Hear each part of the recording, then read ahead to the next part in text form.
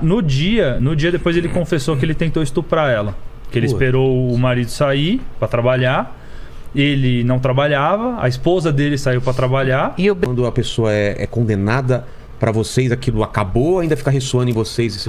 Não nesse caso, não só nesse caso, mas outros, por exemplo. Acabou o negócio, a pessoa foi condenada, é como se fechasse uma coisa pra você. Legal, tem um caso legal que... de novo, repetindo... Não, repetindo o que a Thelma falou, não quer dizer... Dá um gin pra ela, por favor. Eu vou no banheiro, vocês têm 5 minutos. Eu vou deixar vocês falarem por 5 minutos. Não, repetindo o que a Thelma falou, não é legal o caso em si, né? Mas é o que a gente fala... Às vezes é interessante... O homicídio já aconteceu. Infelizmente, a vida de alguém já foi tirada.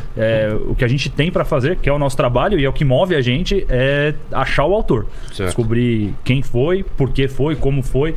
Então, né, isso. A gente não vai trazer paz pros familiares, mas a gente traz o mínimo de um senso de justiça. Eu tive um caso que eu atendi no DH de um...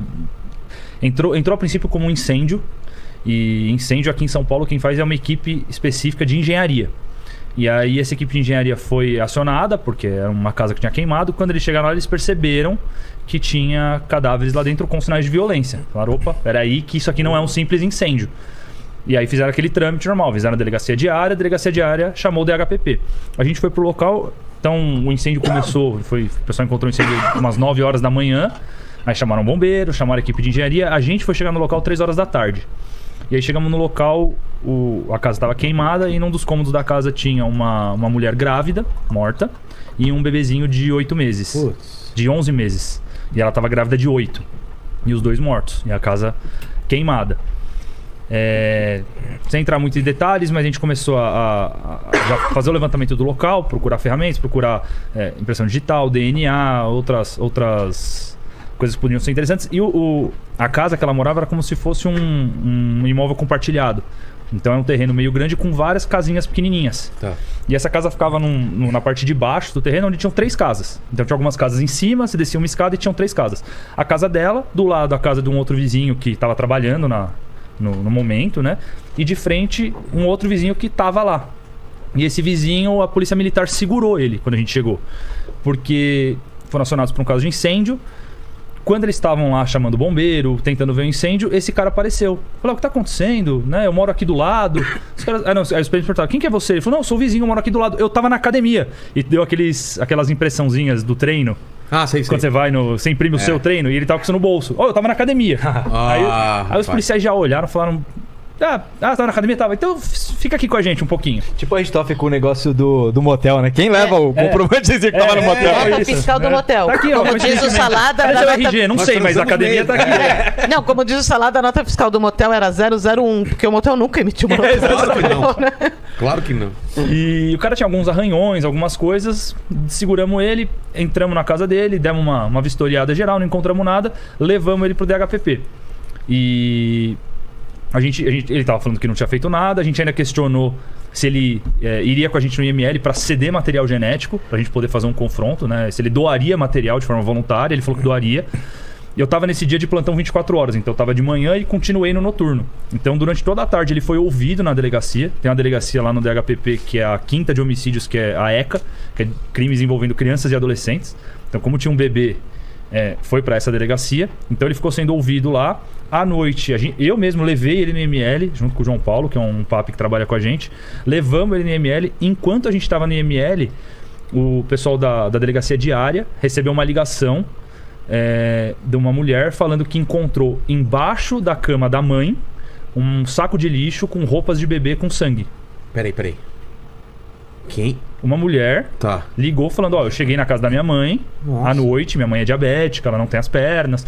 Eu cheguei na casa dela à noite do nada tinha um saco embaixo da cama dela tinha um saco de lixo com um cobertorzinho de bebê. E quem é você? Cheio de sangue. E quem é você? Irmã desse cara que tava com a gente lá no DHPP. Da academia. Irmã desse cara. A gente, temos que segurar esse cara. Aí fui nele e falei, você fez o IML, ele fez exame de corpo de delito, fez tudo no IML. Você vai ter exame de corpo de delito é o quê? Basicamente? Ele tinha algumas lesões, alguns arranhões, algumas coisas. Nesse caso era só Não era nada? Não, era pra constatar esses arranhões e foi feita a coleta de DNA dele. Tá bom. Pra gente confrontar com aquilo que a gente coletou no local. Voltamos pro DHPP com ele e corremos lá pra casa da mãe dele, que era na rua de baixo, da onde ele morava. Chegamos lá, constatamos realmente as roupas com sangue, fizemos todas essas coletas de material genético desse sangue. Nada sobre isso. Não falamos nada. Ó, você vai ter que esperar um pouquinho, tem que esperar sair o laudo do IML, dar uma conversada. Aguarda aí que a gente já volta. Corremos lá pra casa da mãe dele, constatamos isso. Aí o delegado que estava à noite já tinha mudado o plantão, já era uma outra equipe que estava de plantão no noturno. O Dr. Fará, que é amigo pessoal nosso, ele falou, cara, vamos, né, como o exame de DNA demora, vamos pegar o pai, o marido das vítimas, e ver se ele reconhece como do filho dele, para poder ratificar um pedido de prisão. Eu vou prender esse cara baseado em quê? Porque as roupas estão na casa da mãe e porque o pai e marido das vítimas reconheceu. Pegamos todas essas roupas, fotografamos, coletamos, fomos até a casa que ele estava, que era de um primo, mostramos para ele, ele reconheceu. A gente pegou ele, colocou na viatura, levou pro DHPP, que daí ele precisava reconhecer no papel. Olha, eu reconheço que é minha, isso aqui. E aí quando a gente chegou no DHPP e mostrou as roupinhas pro cara, aí ele confessou. Só que daí a confissão dele inicial foi uma versão de... Eu tinha um caso com ela, o bebê que ela estava esperando era meu, a gente acabou discutindo porque a gente ia contar, ele também era casado, a gente ia contar, ela ia contar pro marido dela, eu ia contar pra minha esposa, a gente acabou discutindo e eu acabei matando ela. Ele deu uma martelada nela, passou uma faca no pescoço. E aí, segundo ele, eu não sei se ele achou que isso ia amenizar a situação ou não, ele pôs fogo no quarto sem ver que tinha um bebê lá dentro. Ou seja, na versão dele, ele pôs fogo num bebê de 11 meses vivo. Essa era a... Não sei se ele achou que isso ia amenizar. Aí um dos exames que foi solicitado foi a análise de DNA do feto, para saber se realmente era dele. E aí o que o Leandro comentou sobre a questão de horário, a gente atendeu esse local 3 horas da tarde. As roupas eu acho que a gente foi fazer umas 11 horas da noite, meia-noite. Aí fomos buscar o pai, levamos pro DH, ele foi ouvido, o cara confessou, o cara foi ouvido. Aí levamos ele no IML de novo para fazer um exame de corpo de delito, porque daí ele ia para ser preso. Aí tem que fazer um outro exame para ver que ele não apanhou da polícia. A gente levou esse cara de volta para casa dele, o pai e marido, era coisa de 9 horas da manhã do dia seguinte já. A gente foi devolver ele, que ele já tinha sido ouvido, e a gente foi devolver ele. Aí o delegado fez um pedido pro juiz de prisão, o juiz deu o pedido de prisão. Depois de um tempo, ele foi chamado para ser ouvido de novo no DH, ele mudou a versão. Aí ele já falou que realmente eles não eram amantes, mas aquele papo de que ela provocava porque ela ia pendurar roupa no varal de shortinho e camiseta. Na casa dela, no quintal dela, né? O filho não era dele, então? O filho não, o filho era do cara.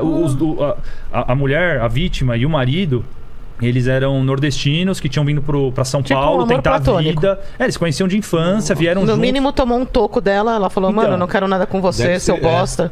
No dia depois ele confessou que ele tentou estuprar ela. Que ele esperou o marido sair pra trabalhar. Ele não trabalhava, a esposa dele saiu pra trabalhar. E o bebê, ele mudou a versão? Não, manteve essa versão de que ele fala que não matou o bebê. Ele pôs fogo, não viu e aí já não dava mais pra pegar. E aí, no fim das contas não era filho dele, era filho do cara mesmo. E o João, que tava comigo nesse dia, ele... acabou pegando o contato desse cara, do marido e do pai das vítimas, justamente para poder se falar, ser chamado para ser ouvido de novo, acompanhar toda a investigação.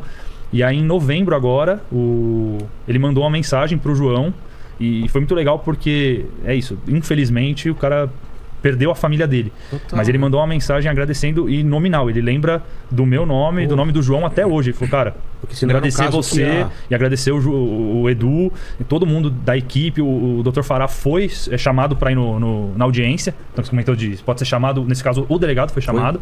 E ele agradeceu também pela versão que o delegado deu, né, na frente do juiz. E o cara pegou, se não me engano, 52 anos de prisão. Então assim... É isso, óbvio que não apaga a dor. Não traz de volta as vidas, mas assim, o mínimo de justiça. O marido poderia ficar com que, tipo, a mulher dele tinha uma amante, tava traindo, o filho não era dele. Ainda se ferra a dignidade de quem morreu. Exatamente. A escrivã que tava nesse dia que fez o BO, uma mulher, ela gritava com o cara, ela falava, você ainda vai, o cara é vítima, você ainda tá falando que ele é corno. O que você tá falando? Fala a verdade, fala a verdade. E o cara, não, é isso mesmo, a gente era amante, era meu filho. E aí depois mostrou que não tinha nada a ver. Então, é a importância também da prova material, né? O cara confessou, então tudo bem. Não, o filho não é seu, foi uma tentativa de estupro, além de são tudo. São tantas variantes que mudam totalmente o caso, porque aí tem a ver com o tempo que o cara vai ficar preso, tem a ver com as qualificadoras, como que a sociedade vai julgar ele. Sim, se vai ter progressão depois pra sair temporariamente ou não, tudo isso vai mudar.